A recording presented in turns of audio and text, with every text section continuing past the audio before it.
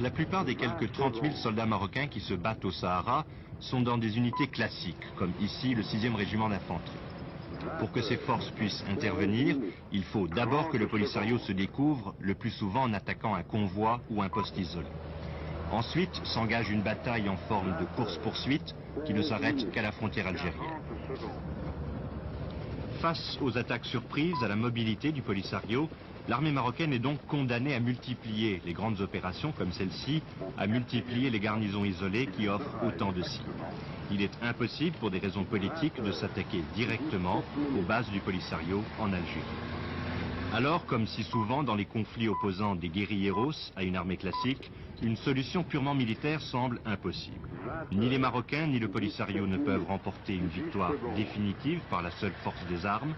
Pour que la guerre du Sahara cesse, il faudra une solution politique qui paraît, aujourd'hui encore, bien lointaine.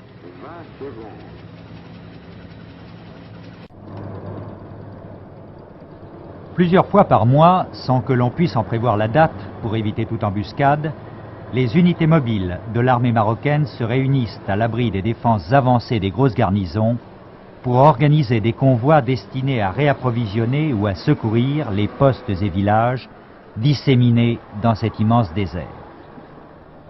L'armée marocaine ne prend aucun risque. Tous ces véhicules, même ceux de transport, sont hérissés d'armes de tout type. Ces unités du 6e régiment d'infanterie portée vont convoyer sur 300 km des camions lourdement chargés de vivres, d'eau, de matériel, de munitions et de soldats de relève.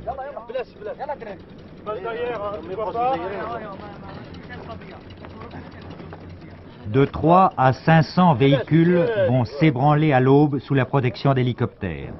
Le travail de leurs pilotes sera rendu difficile à cause de la poussière et du vent de sable. Ils devront coller au convoi pour ne pas le perdre de vue, mais sans descendre trop bas pour éviter de soulever des nuages supplémentaires de poussière, ce qui pose le problème de l'entretien du matériel. 300 km, dont les 3/4 seront effectués sur des pistes, mélange de raies caillouteux parsemés d'épineux et de dunes.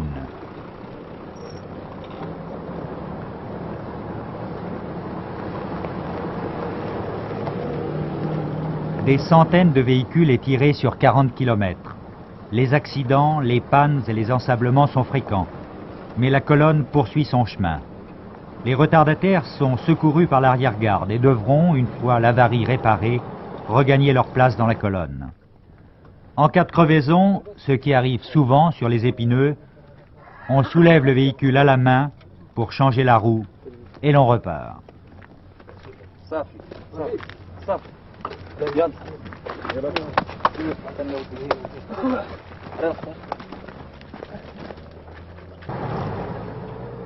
L'armée marocaine, dont le tiers des effectifs est basé dans l'ex-Sahara occidental, soit 30 000 hommes environ, ne peut occuper tout le terrain.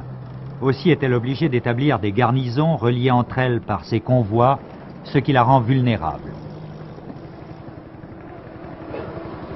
Son équipement s'améliore tous les jours et les livraisons de matériel américain ont été multipliées par 10 en 3 ans. Actuellement, le Maroc consacre près de 40% de son budget à la défense, et cela à un moment où les revendications sociales se font plus vives. Mais personne actuellement ne critique ni ne conteste l'action militaire entreprise pour conserver coûte que coûte, et même au prix d'une guerre, un territoire récupéré depuis peu, mais revendiqué depuis 23 ans.